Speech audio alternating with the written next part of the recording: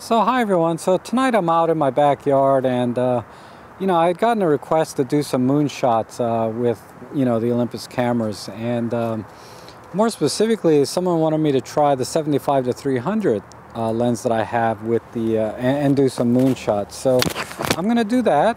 I have my 75-300 here, and then also I'm gonna be taking some shots with the lens I recommended a couple videos ago, the 40-150 kit lens, which is like an f4 to f5.6 I think. But this is a $99 lens all day long. This is about 400 to 450 all day long. Go on eBay or go on Amazon, whatever. They're not very expensive relative to comparable lenses in other camera systems. So let me show you what we can do with this 40-150, okay? And I'm going to be recording the back of the screen so you can see everything that I'm doing. So we're going to start with a full factory reset of this. I'm using my Olympus E-M10 Mark II, and then you can just watch the settings I do step by step, and they're really very easy. Shooting the moon is actually really easy, and you don't even need a tripod. You can do this handheld. So let's just go ahead and get started. Looks like it's fairly clear. There's a few clouds out, very thin hazy clouds, so they might mess with the shot a little bit, but I think we'll be okay.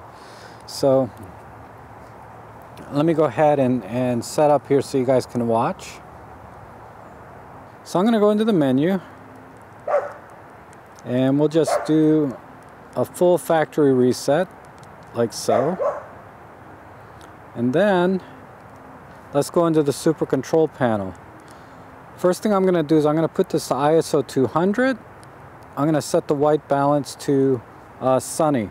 Okay, so ISO 200 will give us the best quality possible. And you're thinking, wow, it's late at night. How can I use ISO 200? Well, that's because the moon is very bright.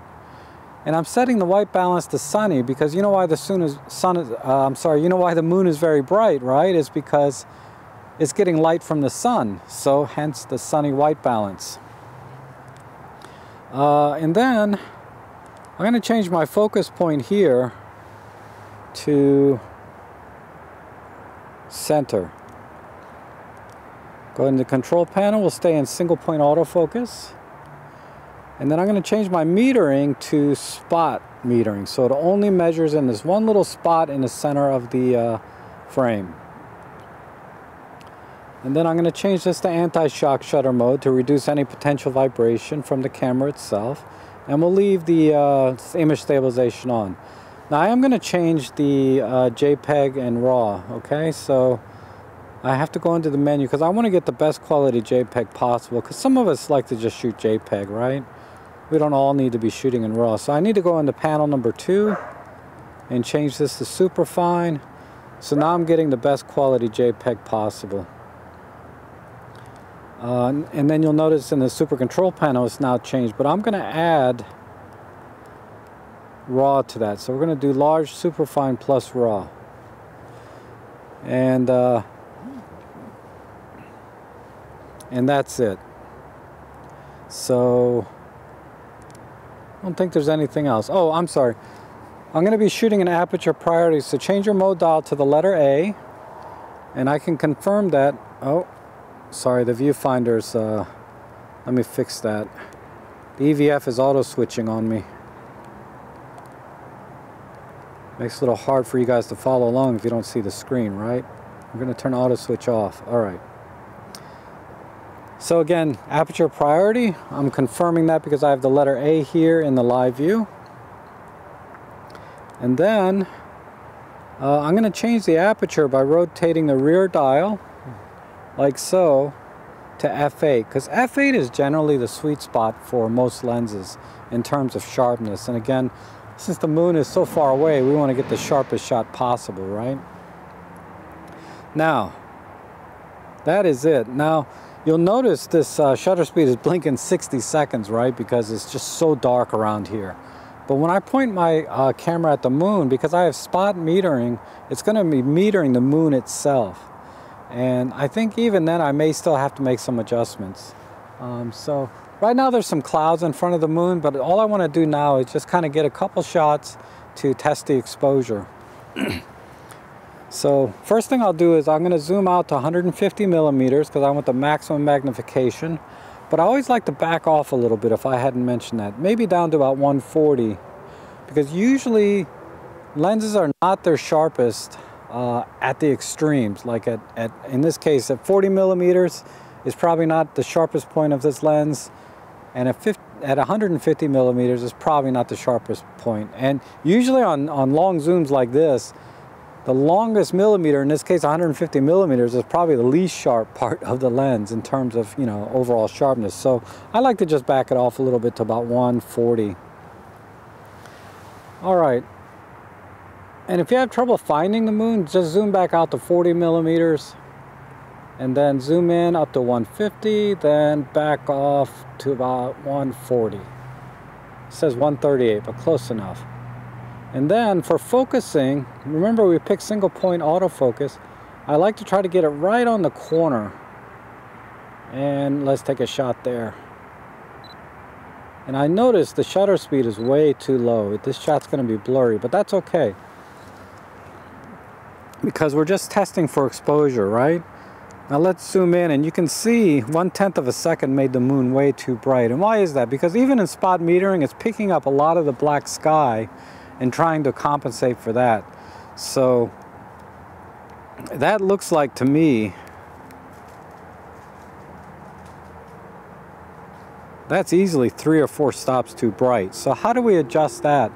Well, on this camera, the default setting for exposure compensation is the front dial. So all I have to do is rotate this front dial counterclockwise and you can see the exposure compensation dropping down.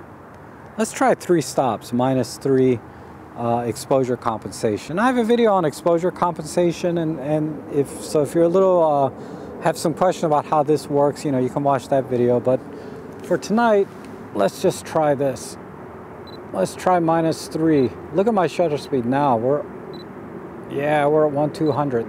That's really good. Let's try that. Ooh, moon is still a little bit bright, but it's looking a lot better. A lot less motion blur there, right? So, let me dial in just one more stop. Let's try -4. And where am I at? I'm at 135, 140. Okay.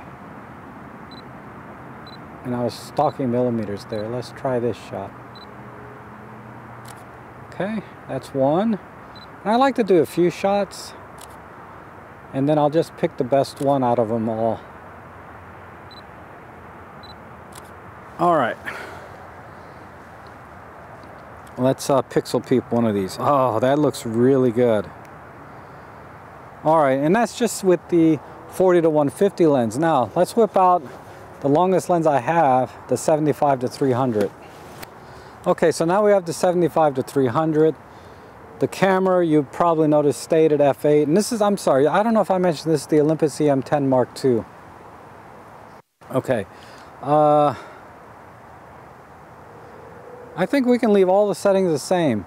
-4 stops of exposure comp, f8, ISO 200, no big deal. So all we have to do is zoom the lens out all the way to 300 and then just back it off to about 275, which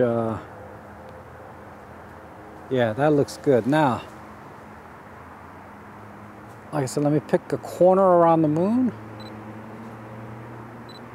And then we'll take one and let's inspect that. It says here we're at 1/2500th of a second shutter speed. That might be too fast, so 4 stops is a bit too much. Let's just try -3.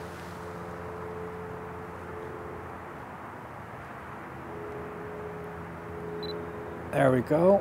And we're going to do about 3 or 4 shots just to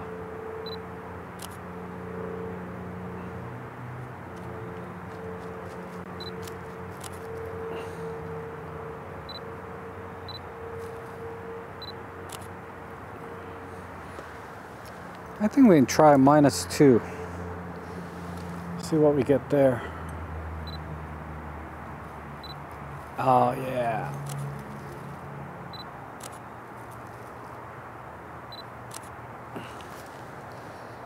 Let's inspect that. Yeah, that looks really good.